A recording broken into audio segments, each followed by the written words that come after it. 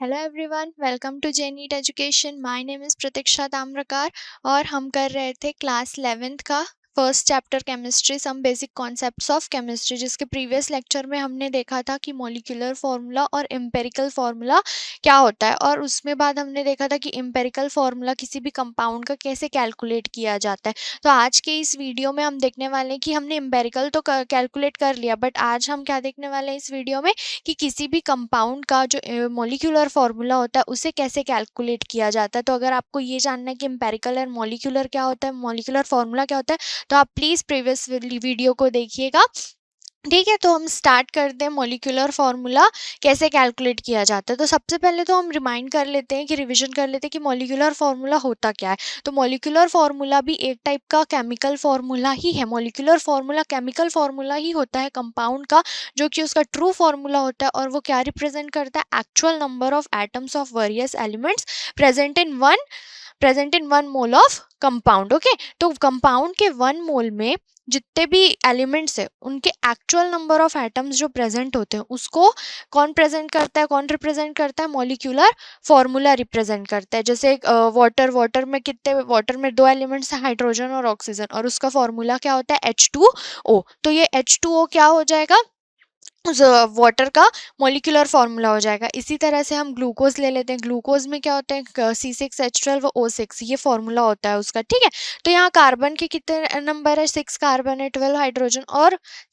6 oxygen होते हैं। तो ये एक्चुअल नंबर ऑफ एटम्स को रिप्रेजेंट करता है मॉलिक्यूलर फार्मूला। ठीक है, तो आज हम देखने वाले हैं कि मॉलिक्यूलर फार्मूला कैसे कैलकुलेट किया जाता है। ठीक, तो चलिए स्टार्ट करते हैं।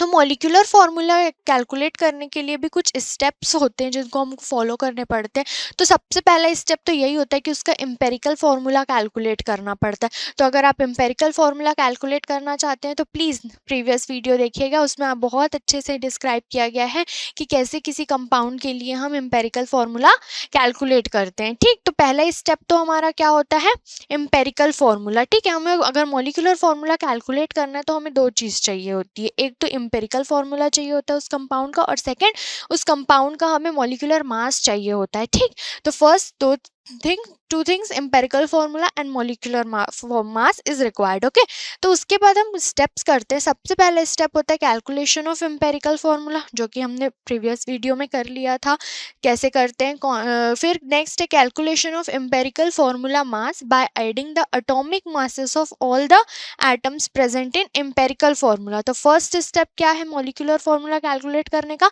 एम्पेरिकल फार्मूला कैलकुलेट करना। सेकेंड स्टेप है कि उस एम्पेरिकल फार्मूला से हमको एम्पेरिकल फार्मूला मास कैलकुलेट करना। ये हम कैसे करेंगे, जो हमारा एम्पेरिकल फार्मूला आया होगा उसमें जो भी एलिमेंट्स प्रेजेंट होंगे उन एलिमेंट्स के जो एटॉमिक मासेस होते हैं उनको ऐड कर देंगे, जिससे हमारा एम्पेरिकल फार्मूला मास निकल जाएगा। नेक्स्ट है थर्ड स्टेप है determination of the molecular mass of compound from the given data. Okay, अगर आपको वहाँ क्वेश्चन में डायरेक्ट मॉलिक्यूलर मास भी दिया होगा, अगर नहीं दिया होगा तो उसे हम कैलकुलेट करेंगे। ठीक, थर्ड है फोर्थ स्टेप है determine determination of the value of n by using the relation. तो हमने लास्ट लेक्चर में देखा था कि n हम कैसे डिटरमाइन करते हैं, n इज इक्वल्स टू होता है मॉलिक्यूलर मास अपॉन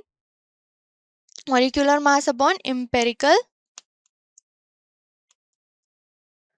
फॉर्मूला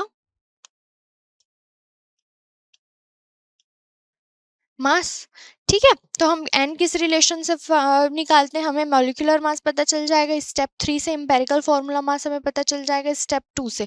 जब इन दोनों को डिवाइड करेंगे तो हमें n की वैल्यू मिल जाएगी। ठीक, तो नेक्स्ट स्टेप होता है determination of the molecular formula. तो मॉलिक्यूलर फार्मूला के लिए हमने एक रिलेशन देखा था कि molecular formula is equals to n into empirical formula. यहाँ पे से इस कैलकुलेशन से n की जो भी वैल्यू आती है उस n की वैल्यू को आपको किससे इंटू करना है, एम्पेरिकल फार्मूला से। तो अगर एम्पेरिकल फार्मूला से आप इंटू करेंगे तो आपको क्या मिल जाएगा, मॉलिक्यूलर फार्मूला। तो एक बार जस्ट क्विक रिवीजन करते हैं क्या करना है। सबसे पहले हमें एम्पेरिकल फार्मूला कैलकुलेट करना है, उसके बाद एम्पेरिकल फार्मूला मास कैलकुलेट करना है, उसके बाद मॉलिक्यूलर मास अगर दिया है तो ठीक, अगर नहीं दिया है तो उसे भी कैलकुलेट करेंगे हम। ठीक, नेक्स्ट है n की वैल्यू कैलकुलेट करना। वो कैसे कैलकुलेट करेंगे हम? Molecular mass upon empirical formula मास। ओके, यहाँ गया एम्पेरिकल फॉर्मूला मास यूज करना है आपको। ओके, नेक्स्ट है, अगर आपकी n की वैल्यू निकल गई है तो हमें क्या करना है? n into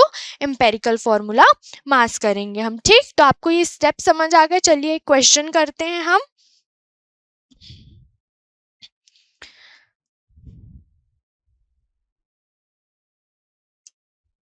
So the question is, a compound contains 4.07% hydrogen, 24.27% carbon and 71.65% chlorine.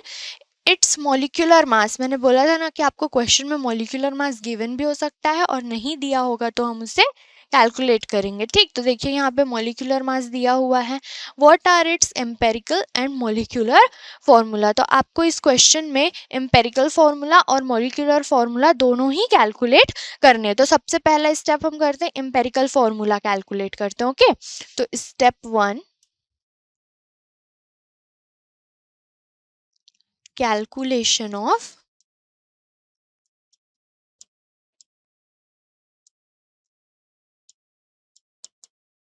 Empirical formula. ठीक, तो आपको याद होगा कैसे किया था हमने एम्पेरिकल फॉर्मूला कैलकुलेट।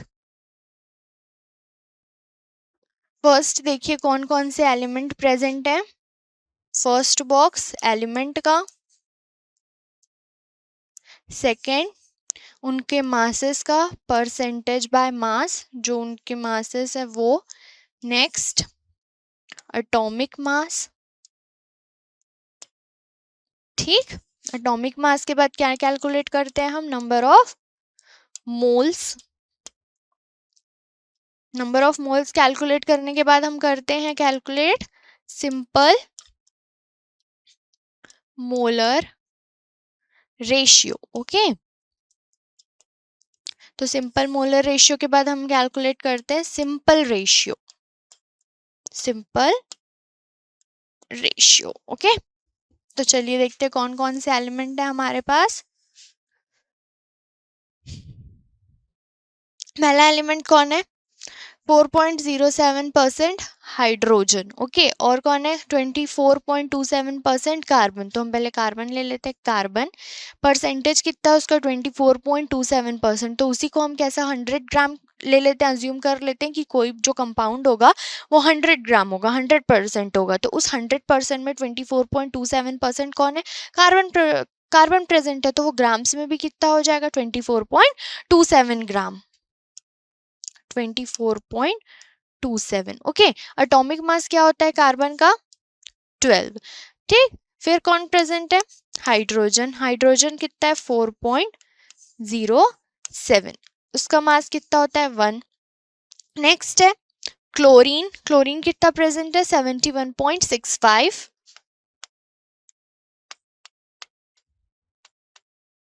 क्लोरीन का मास 35.5।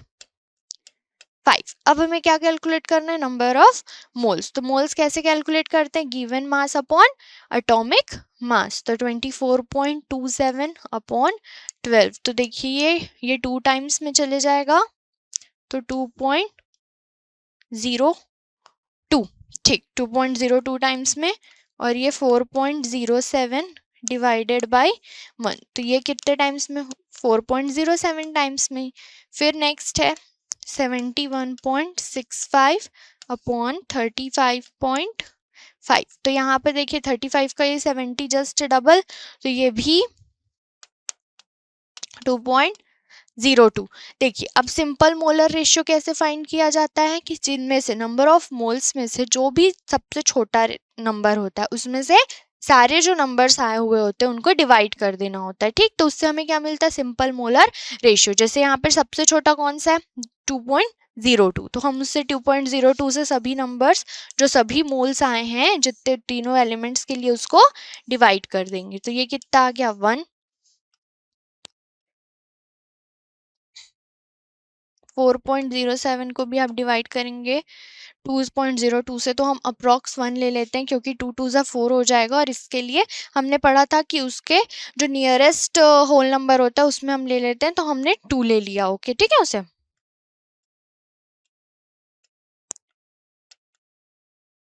ये कितना आ गया 1। तो सिंपल मोलर रेशियो हो गया। अब सिंपल रेशियो हो गया ये 1 2 और 1।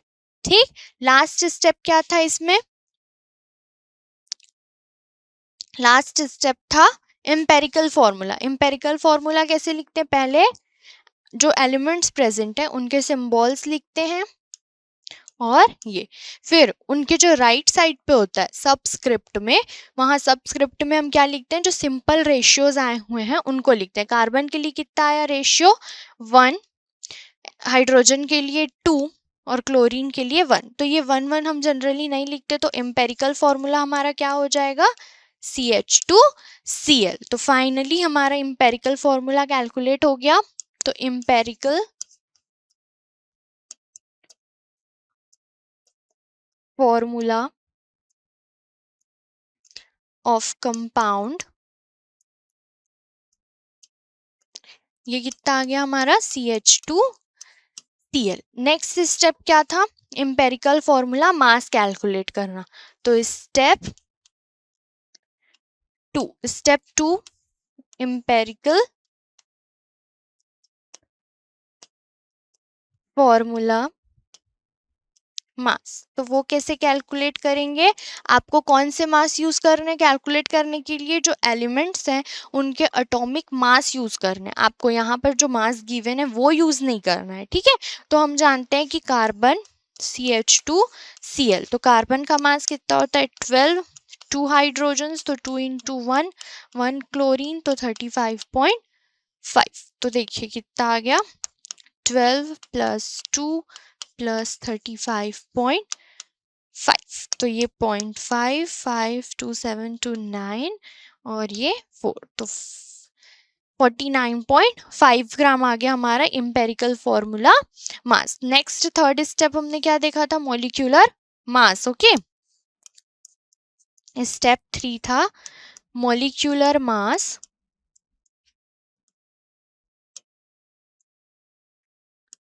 Molecular mass of compound. तो मॉलिक्यूलर मास यहाँ पर गिवन है हमारे क्वेश्चन में, ठीक? तो देखते हैं कितना गिवन था क्वेश्चन में मॉलिक्यूलर मास। देखिए यहाँ पर दिया हुआ है 98.96 ग्राम।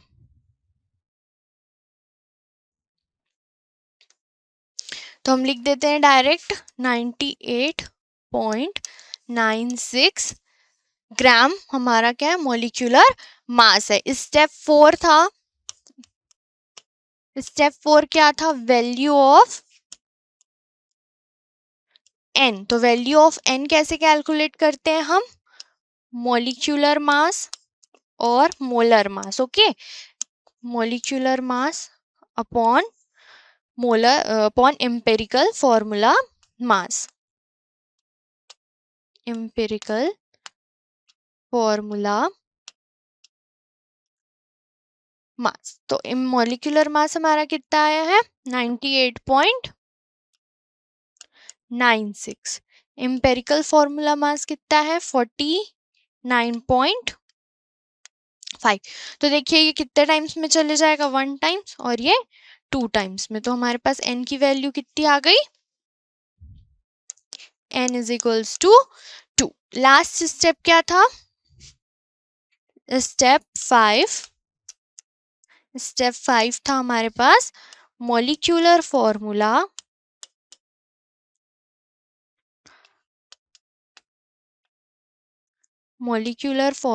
is equals to empirical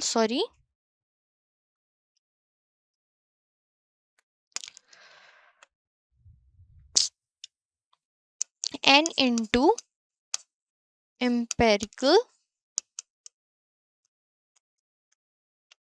formula. Okay, तो n की वैल्यू कितनी आई हमारी? 2 और हमारा एम्पेरिकल फॉर्मूला कितना था? CH2Cl। तो अब आप इंटू करेंगे, तो इंटू करके आपको कहाँ पे लिखना है? ये नीचे सबस्क्रिप्ट में लिखेंगे आप। ऐसा नहीं कि हाँ 2C, आप ऐसा नहीं लिखेंगे। ये 2C 2H2 या 2Cl, ये गलत तरीका है, ठीक है? हमें कहाँ लिखना है? ये नीचे सबस्क्रिप्ट में लिखना है। ओके, तो C यहाँ पर 2 2 2 ज़ा 4, तो CH4 2Cl तो यहाँ पर नीचे आएगा Cl2। ओके, आपको समझ आ गया कैसे लिखना है हमें? ठीक, तो ये हमारा क्या निकल गया? मॉलिक्यूलर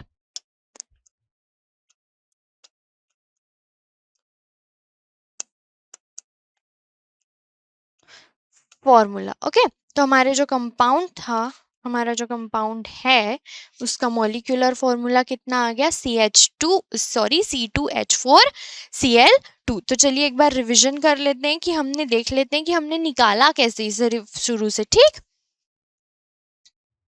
तो स्टेप 1 में हमने क्या किया? स्टेप 1 में हमने एम्पेरिकल फॉर्मूला कैलकुलेट किया। उसके बाद हमने क्या किया? एम्पेरिकल फॉर्मूला कैलकुलेट करने के बाद हमने उसका मास कैलकुलेट किया। एम्पेरिकल फॉर्मूला मास कैलकुलेट किया। एम्पेरिकल फॉर्मूला मास कैलकुलेट करने के बाद हमें मॉलिक्यूलर मास कैलकुलेट करना होता है, जो कि आपके क्वेश्चन में दिया हुआ था, तो हमने डायरेक्ट वैसा ही रख दिया मॉलिक्यूलर मास को 98.96 gram. Next step value of n calculate करना था। तो मैंने आपको जब रिलेशन बताया था तब भी मैंने आपको एन की वैल्यू कैलकुलेट करने का फॉर्मूला बताया था, जो कि क्या था? मॉलिक्यूलर मास, या कभी यहाँ पर मोलर मास लिया रखा होता है, क्योंकि 1 मॉलिक्यूल का जो मास होता है, 1 मोल का जो मास होता है, उसको ही हम मोलर मास बोलते हैं, और वही क्या होता है? मॉलिक्यूलर मास भी होता है। तो एम्पेरिकल फॉर्मूला मास वो भी हमने कैलकुलेट कर लिया। तो क्या आया फिर हमारे पास? n is equals to 2। और लास्ट स्टेप में बस क्या करना होता है?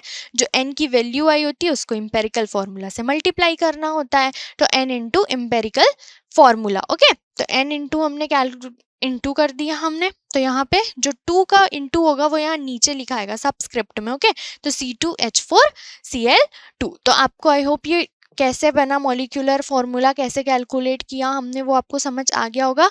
तो चलिए एक और क्वेश्चन देखते हैं। ठीक, so the next question is all the oxygen. ये मॉलिक्यूलर फॉर्मूला से रिलेटेड थोड़ा बहुत है। ठीक, देखते ये इस टाइप के आपसे पूछे जा सकते हैं, तो इस टाइप का भी हम करते हैं questions. All the oxygen in 0.5434 gram sample of pure oxide of iron is removed by reduction in a steam of H2. The loss in weight is 0.1210 gram. What is the formula of oxide of iron? Okay, तो आपको क्या दिया हुआ है? एक compound दिया हुआ है, सैंपल दिया हुआ है। उस सैंपल कौन सा? आयरन ऑक्साइड का सैंपल है, आपको दिया हुआ है ना, प्योर ऑक्साइड ऑफ आयरन। तो आयरन ऑक्साइड का सैंपल दिया हुआ है, उसका टोटल मास कितना था? 0.54 ग्राम। ठीक, जब उसको रिडक्शन किया गया तो वहां पे से जो ऑक्सीजन था, ठीक, तो ऑक्सीजन था, तो वो ऑक्सीजन कैसे रिमूव हो गया? As a form of steam of H2, means H2O के फॉर्म में, स्टीम फॉर्म में। The loss in weight is 0.1210। तो what is the formula of oxide of iron? Okay, तो हमें ऑक्साइड ऑफ आयरन का फॉर्मूला कैलकुलेट करना है। तो ये हम कैसे करेंगे? चलिए करते हैं। तो सबसे पहले देखिए, वेट ऑफ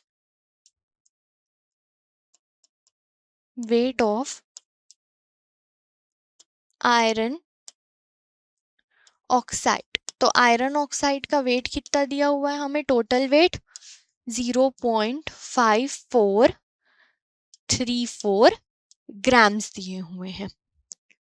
ऑक्सीजन वहां पे कितना लॉस हुआ? ऑक्सीजन क्या हुआ? वहां पे लॉस हो गया। तो हम क्या निकालेंगे? Oxygen loss as steam. वो कितना लॉस हुआ? स्टीम। यहाँ पे लिखा है ना, the loss in weight is 0.1210। तो 0.1210 ग्राम। तो इतने में से इतना ग्राम लॉस हो गया। ओके, जो आयरन ऑक्साइड यहाँ पे पूरा रहा होगा FeO, जो आयरन ऑक्साइड आपका पूरा इतना रहा होगा, उसमें से ऑक्सीजन जो था, तो ऑक्सीजन कितना निकल गया वहां से? इतना 0.1210 ग्राम। तो अब आयरन कितना बचा? तो आयरन इज इक्वल्स टू, अगर हम इस टोटल में से इसको माइनस कर दे तो हमें आयरन का अमाउंट पता चल जाएगा। इस पूरे कंपाउंड में आयरन कितना प्रेजेंट था? तो हम क्या करेंगे? 0.5434 माइनस 0.1210, तो कितना आ जाएगा?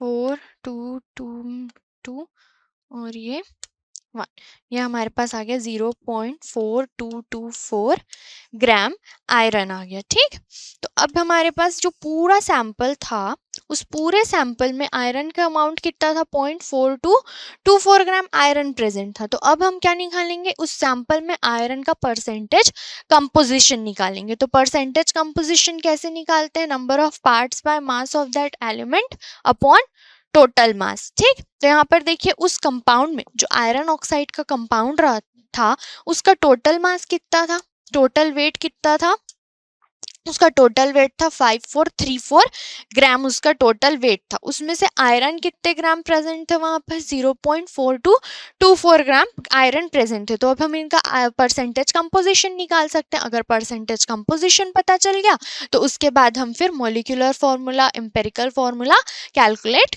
कर सकते हैं। ठीक, इसी देखिए अब कैसे करेंगे हम, परसेंटेज कंपोजिशन ऑफ Fe,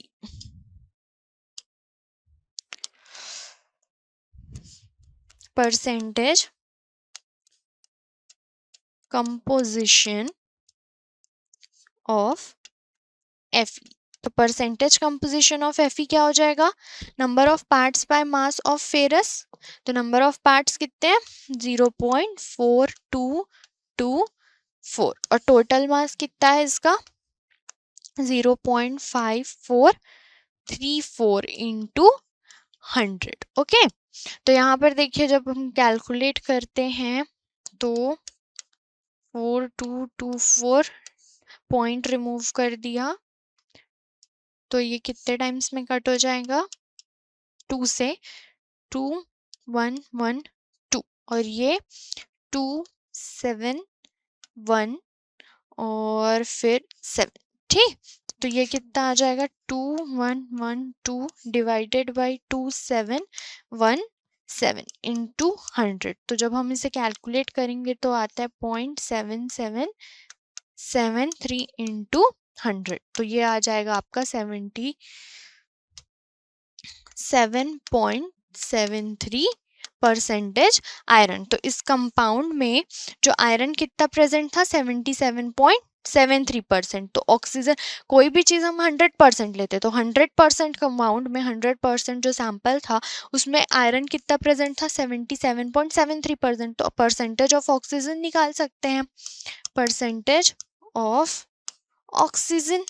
तो ऑक्सीजन का परसेंटेज कितना आ जाएगा, 100 माइनस 77.73। तो परसेंटेज ऑफ ऑक्सीजन कितना आ जाएगा हमारे पास, ये आ जाएगा हमारे पास 22.27%। तो हमारे पास अब परसेंटेज कंपोजिशन मिल गया ऑक्सीजन, सॉरी उस कंपाउंड का जो फेरस और आयरन ऑक्साइड का कंपाउंड है।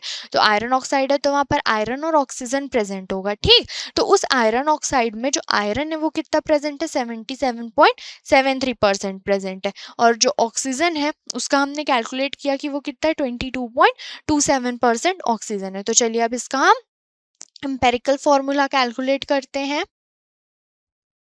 तो first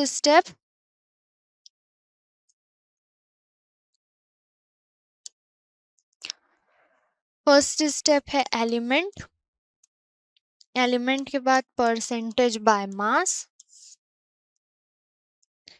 next atomic mass, atomic mass के बाद number of moles, number of moles के बाद हम सिंपल मोलर रेशियो और उसके बाद सिंपल होल नंबर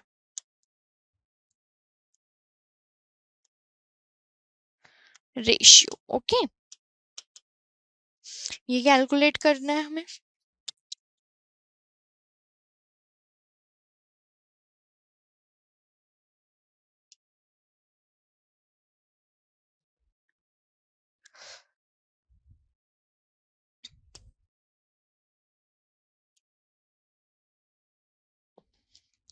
ठीक, तो हमारे पास कौन कौन से एलिमेंट है, एक है Fe और सेकंड है ऑक्सीजन। तो परसेंटेज बाय मास उनका कितना है 77.73 और ऑक्सीजन का कितना है 22.27। एटॉमिक मास कितना दिया था फेरस का 56 और ऑक्सीजन का होता है 16। डिवाइड नंबर ऑफ मोल्स कैसे कैलकुलेट करेंगे 77.73 डिवाइडेड बाय 56। तो डिवाइडेड बाय 56 करेंगे और इसका ऑक्सीजन का करने के लिए 22.27 अपॉन 16। तो जब आप इसको कैलकुलेट करेंगे तो ये आता है 1.39 और जब आप इससे भी कैलकुलेट करेंगे, आप कैलकुलेट कीजिएगा वहाँ अपना, तो वहाँ पे भी आएगा 1.39। तो सिंपल मोलर रेशियो हम कैसे कैलकुलेट करते हैं, जो नंबर आता है उसमें जो स्मॉलेस्ट नंबर होता है, जो नंबर ऑफ मोल्स आते हैं, जो स्मॉलेस्ट नंबर ऑफ मोल्स होता है उससे हम सारे नंबर्स को डिवाइड कर देते हैं। तो 1.39 डिवाइडेड बाई 1.39, तो ये कितना आ गया 1। तो 1.39 डिवाइडेड बाय 1.39, तो 1। तो यहाँ ये सिंपल होल नंबर में ही है, तो यहाँ पर भी ये सिंपल होल नंबर रेशियो हो जाएगा। तो इसका फॉर्मूला क्या हो जाएगा, एम्पेरिकल फॉर्मूला FeO। तो Fe 1 आया तो उसके नीचे 1 और O। तो इस तरह से आपको क्वेश्चंस में क्या कर सकते हैं, उसके अमाउंट दिए हों तो आपको कैलकुलेट करना पड़ेगा, उनका परसेंटेज कैलकुलेट करना पड़ेगा। उसको जब आप परसेंटेज कैलकुलेट कर लेंगे, तब परसेंटेज कैलकुलेट करने के बाद आप वहाँ पर जो मॉलिक्यूलर फॉर्मूला है, एम्पेरिकल फॉर्मूला है, उसे आप कैलकुलेट करेंगे। ठीक, तो आई होप आपको ये जो क्वेश्चन है वो समझ आ गया होगा कि हम कैसे मॉलिक्यूलर फॉर्मूला और एम्पेरिकल फॉर्मूला कैलकुलेट करते हैं। ठीक है, तो आप इससे जो रिलेटेड और भी क्वेश्चंस हैं वो आप बनाइएगा। तो मिलते हैं हम नेक्स्ट वीडियो लेक्चर में। Thank you.